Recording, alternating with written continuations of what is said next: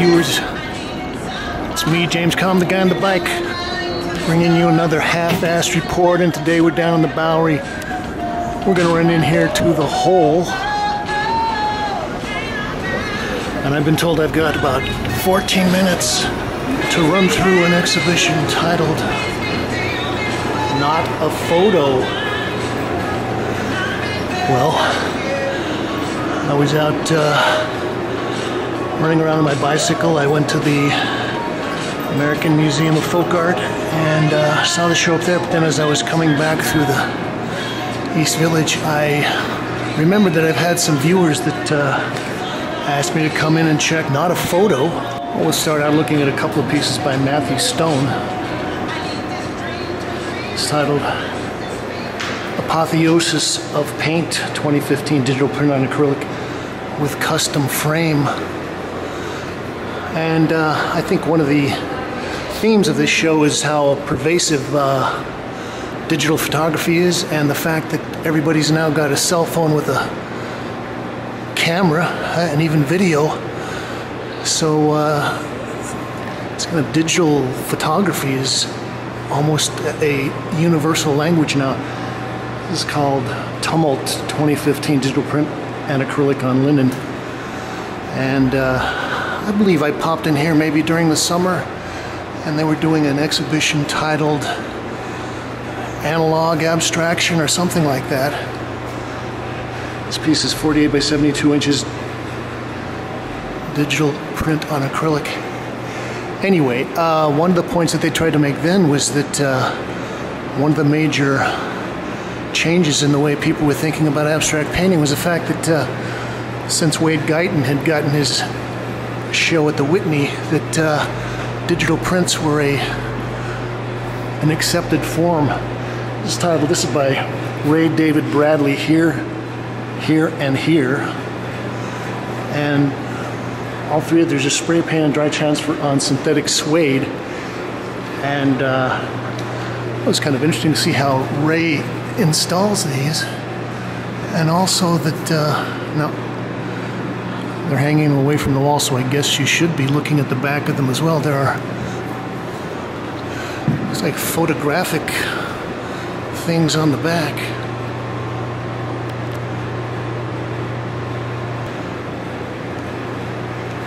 And I was also intrigued by his high-tech aluminum stretchers.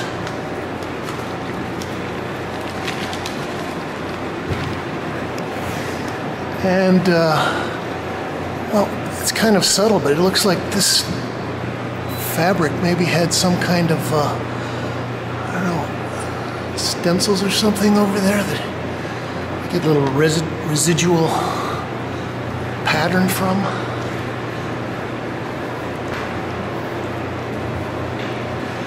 These are a couple of pieces by Kate Steciw. S-T-E-C-I-W, and entitled Composition 52-0PP UV print on Dilbon plexi wood. Well, I like the plexiglass and the holes and stuff cut in there, and also the way that the frames, beyond just giving the pieces kind of an area in which to exist and shaping the presentation, because they've got these structures here, these fasteners. They also provide kind of almost an architectural structure part to the piece. We've got a wall of nice smaller sized pieces by Will Murray, and these are all called Mausel's lights. And I was looking at these, so basically he's got photographic background, and then sort of cut out from that are close-ups of paint incidents, brush stroke, and even a trompe-l'oeil piece of masking tape. So we get a nice kind of weird juxtaposition of these photographs. Here's a natural landscape in snow with the reproduced photograph or painting incidents. This was interesting. I was actually looking at this and thinking that you could probably get something to look like that by just painting and transfer.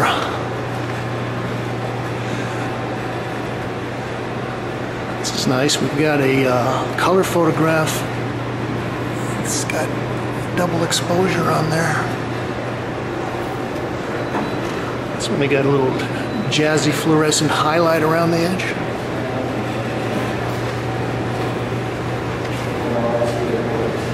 This is hand-colored, fiber-based prints, acrylic paint, masonite, and wood. This is 14 by 11 inches. Oh, see, this is why people shut down exactly at 7 o'clock, because otherwise you get a stream of people coming in. This is probably one of the few pieces that really approaches standard painting. It's by Jon DeCola. It's titled Break, Cut, Run. Holographic security foil enamel acrylic on birch panel, 60 by 48 inches. And in a lot of ways this is kind of formalistic abstraction, but the little twist is that we've got this holographic foil, although it doesn't really give you much of a sense of depth, but the reflection, we would call this stuff disco tape. The reflection is nice.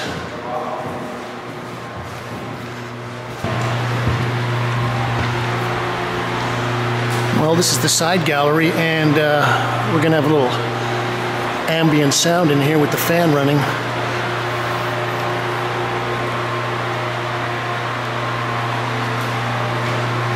It's a piece by Yahnker called Eye Fire, colored pencil on paper. And again, this is one of the more maybe conventional pieces. Nice drawing, probably a downloaded image from the internet, but nicely rendered. Okay, here's a wonderful and wholesome piece by Mark Flood, and it's titled Top Kick, digital print on canvas, 122 by 160 inches. It looks like we've got 3 panels here, and I know that Mark watches the Kalm reports, because I heard Raphael Rubinstein say that he was giving me a hard time because I dared to critique some of his use of photography or mechanical reproductions.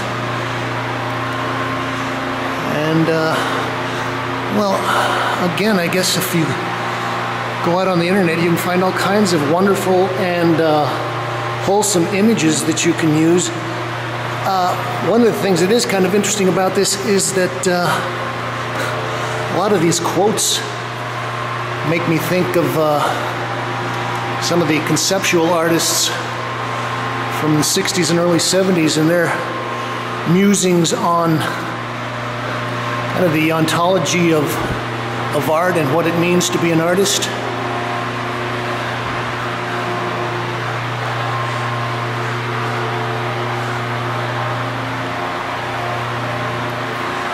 This is a piece by an artist with a wonderful name, Ryder Ripps, titled Heater, 2014 oil on canvas, 72 by 72.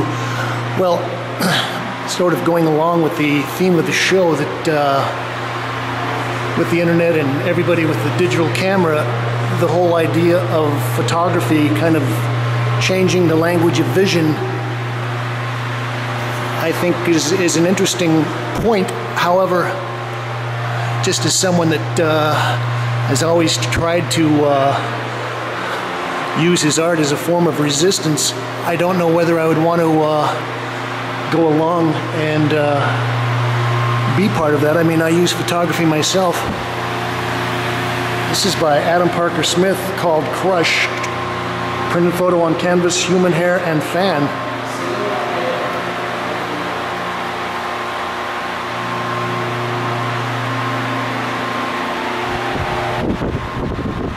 Let's see if we can get the hair to go down.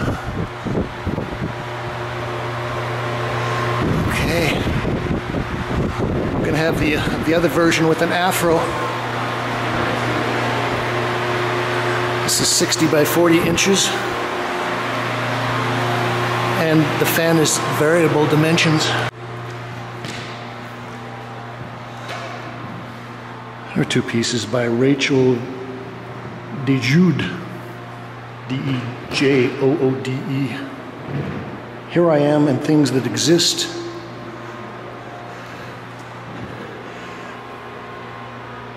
Archival inkjet print on PVC with pedestal.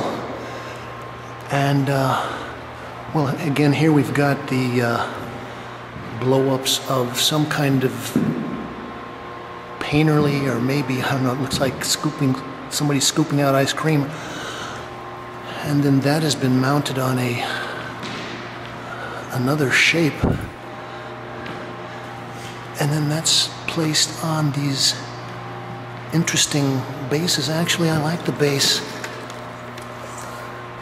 It looked like somebody went out to Home Depot and picked up some interesting wood pieces. That one was 60 by 34 inches by 14 inches. This one is also Here I Am and Things That Exist.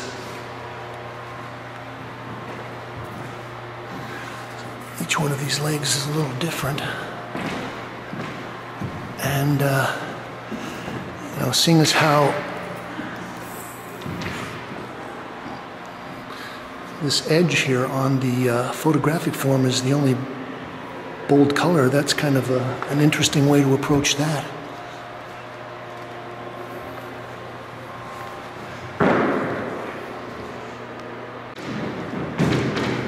Letha Wilson, Colorado Canyon Concrete Ripple 2015. Concrete emulsion transfer. Now, I think I've seen Letha's work out in Bushwick somewhere. And, well, I like the way that she's using these folded fan-like forms to manipulate the image.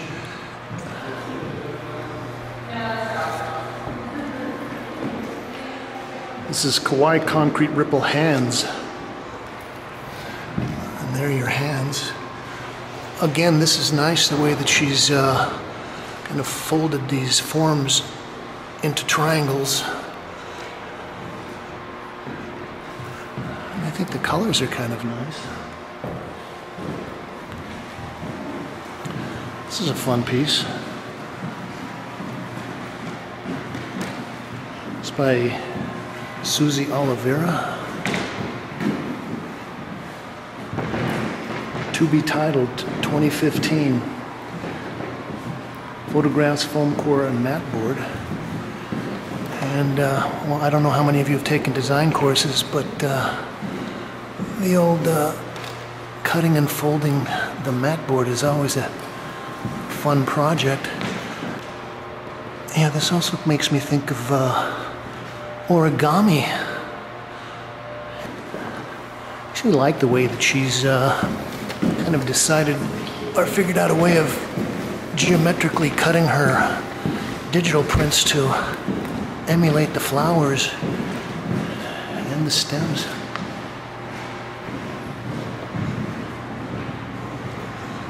Kate Bonner. At the same time, acrylic ink on board.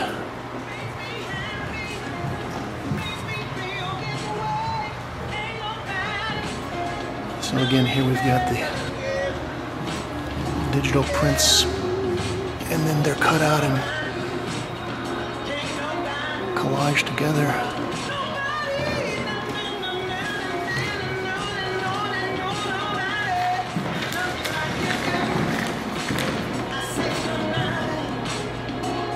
More Kate Bonner.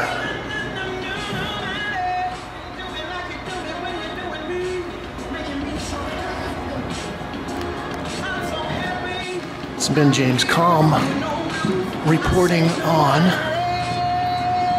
Not a Photo here at the Hole, 312 Bowery, New York City. And as always, thank you, Kate.